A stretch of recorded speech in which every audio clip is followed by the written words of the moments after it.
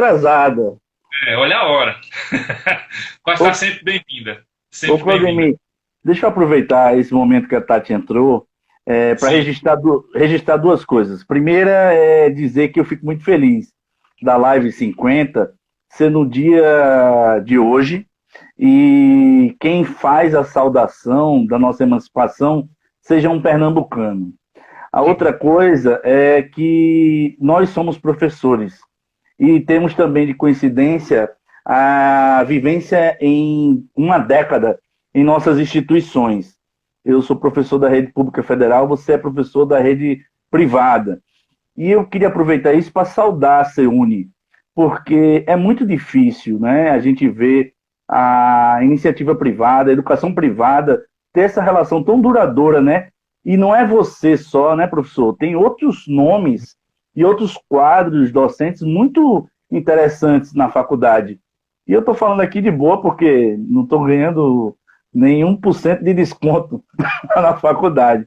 Mas eu acho interessante falar isso porque a gente está vivendo num mundo tão polarizado e, ao mesmo tempo, como você mesmo disse, no século passado era muito fácil saber o que era esquerda, direita, o que era democracia, o que era ditadura. Hoje as coisas estão numa fluidez, né? Como diz o Bauman, né? Numa liquidez que está difícil da gente ter a mesma percepção. E a outra coisa para te passar a bola, definitivamente, é o seguinte: quando você fala, porque se consideram as democracias da América Latina democracias de terceira, quarta, quinta grandeza, de menor importância, sem a mesma tradição milenar ou com o mesmo processo que se desenvolveu na Europa, que passa a ser há muito tempo a referência para tudo e para qualquer coisa, inclusive para ser o centro da escrita sobre a história mundial, né? Como é que você Uhum. percebe isso? Eu não sei se você já dialogou com ele, com o George Novak, que tem um livro sobre o desenvolvimento desigual e combinado.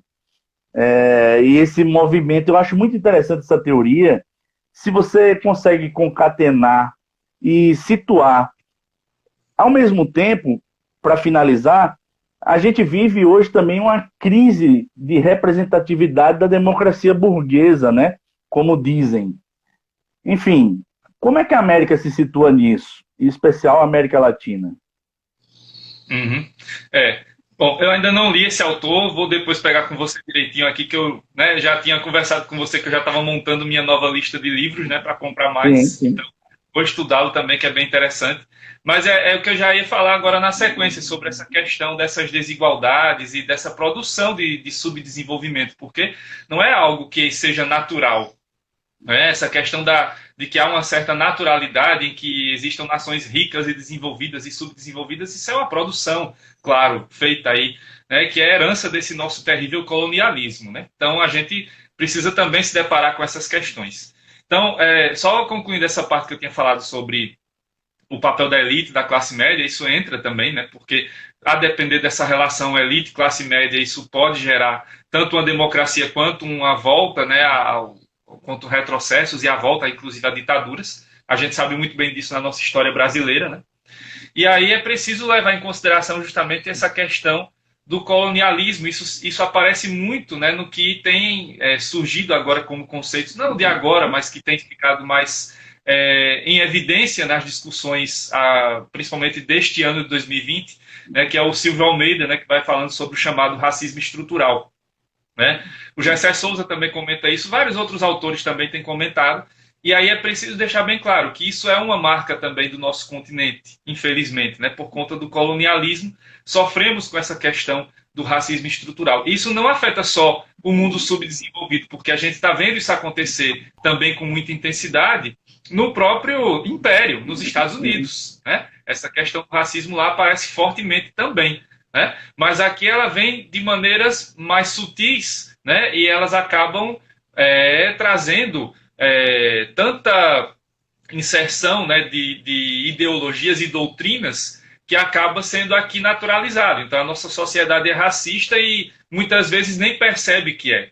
Nós somos, né, nós como homens brancos, né, privilegiados, e somos também beneficiados por esse racismo e muitas vezes não nos damos conta disso, né? Então, aí é preciso deixar clara essa questão do racismo. E aí o racismo estrutural, ele entra não só na questão do racismo racial, esse do branco contra o negro, mas é todo um modelo que foi criado para isso, né? Por exemplo, você tem aqui a criação de um modelo no mundo, né, que vai, por exemplo, explicar o porquê nós latinos, né, sofremos tanto preconceito lá fora, na Europa, nos Estados Unidos, por exemplo. Então, o modelo da perfeição e da virtude é o daquele que é associado a algumas figuras. Por exemplo, a figura do protestante ascético, né? Aquele que tem ali a ética, a religiosidade, a disciplina. É a visão um pouco deturpada, ou muito deturpada, da ética protestante e o espírito do capitalismo do Weber. Tem que ser branco, claro, evidentemente, né? Porque o indígena, aqui no Brasil, né, até agora esse discurso está sendo reproduzido de novo, né? O indígena sempre foi visto como preguiçoso, como selvagem, né? A expressão de tudo aquilo que não deveria ser civilizado. E o negro é visto como indolente, né? Como desvirtuoso, desonesto e todos os outros adjetivos pejorativos possíveis e imagináveis, né? Então sempre ele está fora desse conceito. Aí vem a questão da masculinidade, a questão de gênero, né? A figura perfeita aqui do ser humano é o homem, porque a mulher sempre tem que ser submissa, né?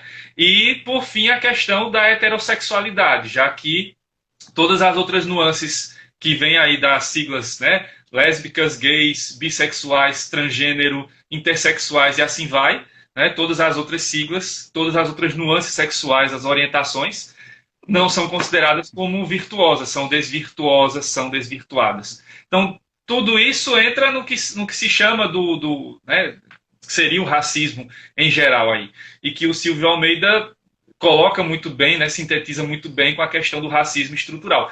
Isso se aplica não só na relação entre classes numa sociedade como a brasileira, mas também em relação às sociedades que se auto-intitulam desenvolvidas e as subdesenvolvidas. Por isso que há o preconceito contra o latino, né, nos Estados Unidos, contra o negro, contra o próprio indígena e assim vai, né, contra os asiáticos. Então, o Gessé Souza deixa isso claro agora no último livro dele, A Guerra contra o Brasil.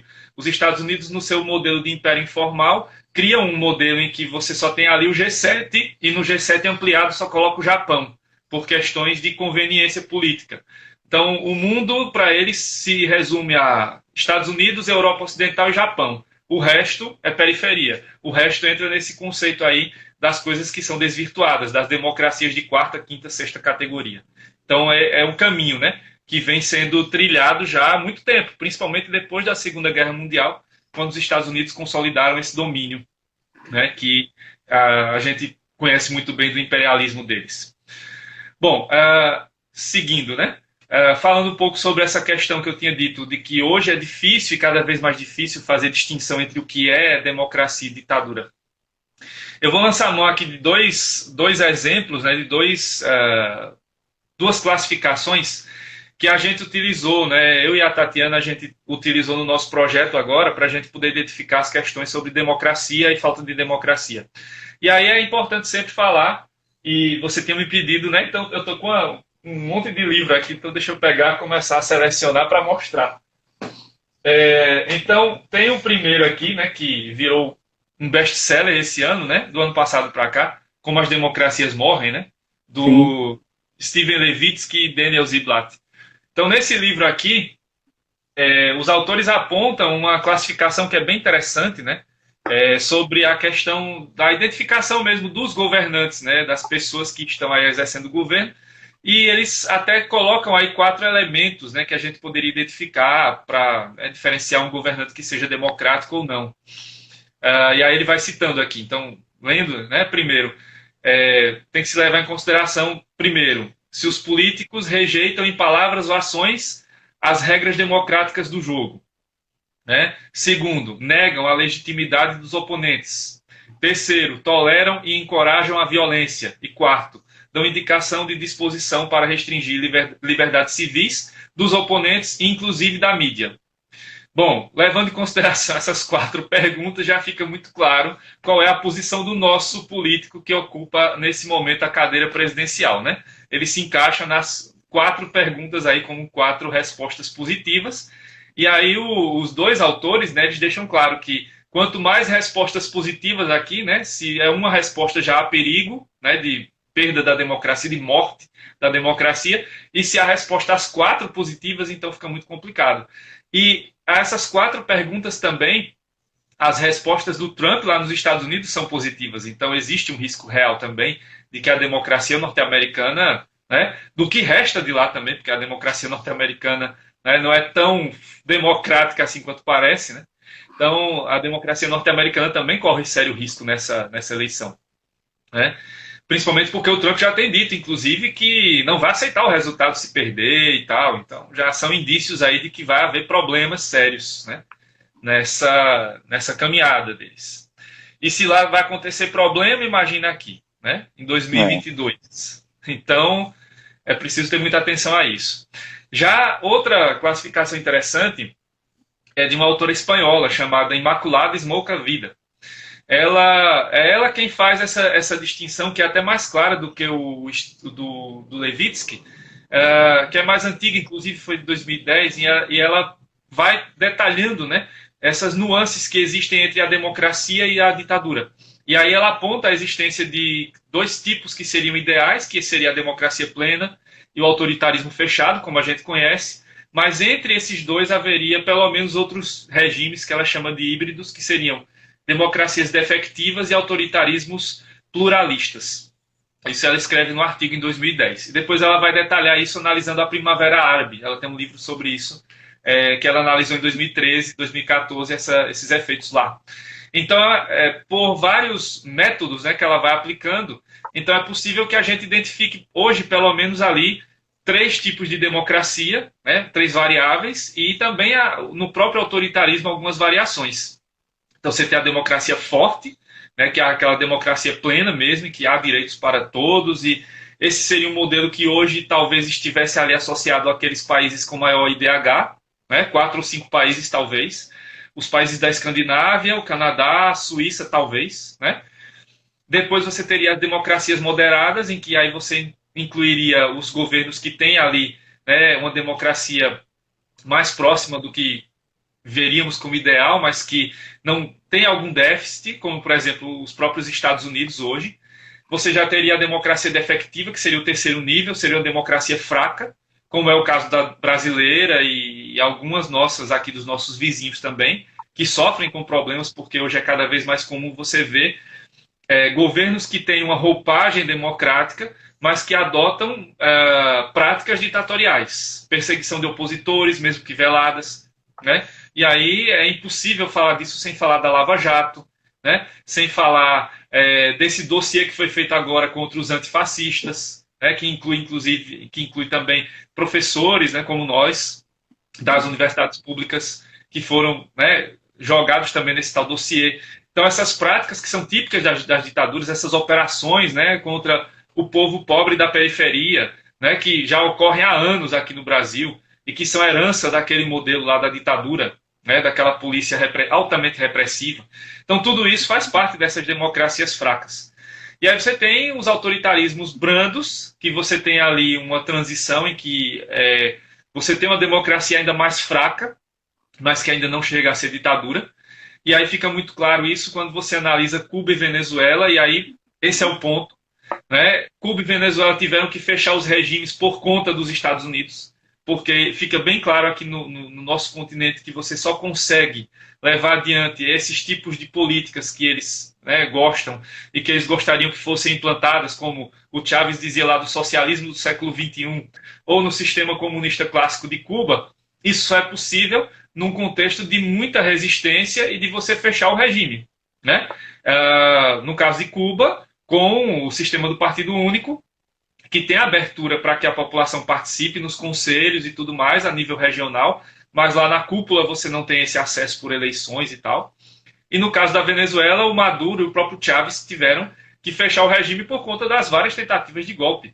Inclusive agora, né, durante a pandemia, teve a Operação Gideão, que queria matar o Maduro, né? Foi pega lá na costa venezuelana, e de ontem para hoje pegaram o outro ex-militar americano que entrou lá com até um lança-rojão, né? Então os Estados Unidos sempre tentando ali dar o golpe militar mesmo na Venezuela, além da questão que eu falei agora há pouco do sequestro de dinheiro, né? Que isso seria um absurdo em qualquer outro país, e os americanos roubam o dinheiro, né?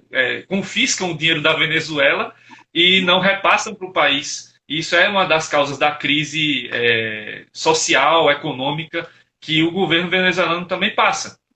Então, tem que se analisar por essa outra perspectiva também, a necessidade de se ter esse governo que não chega a ser autocrático, mas que se aproxima dele. Mas talvez a abertura total para uma democracia seria impossível, porque essa mínima abertura levaria a um golpe, como aconteceu na Bolívia, né? Quando Evo Morales tenta abrir o regime, né? Ele estava com o regime funcionando, mas aí ele estava com a possibilidade do terceiro mandato. E aí quando ele leva para a possibilidade de eleições, aí você tem a OEA, que participa ativamente desse golpe, né? Com aquele falso relatório, já saiu, né? Já foi detectada a falsidade dele, de que não correspondia à verdade, de que as eleições tinham sido fraudadas.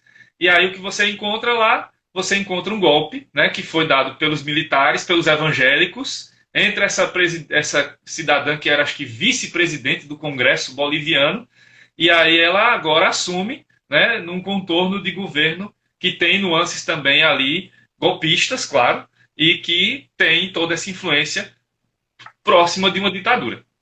Né? E, finalmente, os governos autocráticos, que são, né, são raros hoje, mas que, por conta de todas essas nuances. E aí você encontra governos hoje que são ditaduras militares, como você vai ter lá na Ásia, né, no Sudeste Asiático, alguns países, o próprio Egito, né, que foi resultado da Primavera Árabe e depois, né, gera-se aquela ditadura militar. Já que é live, né, então um beijo para minha amiga Danúbia, um abraço aí para o meu amigo Tassiano, que está sempre participando aqui. Eu vi que ele colocou as veias da América Latina sangrando. E é verdade, pura verdade, né? Infelizmente. A Tati também.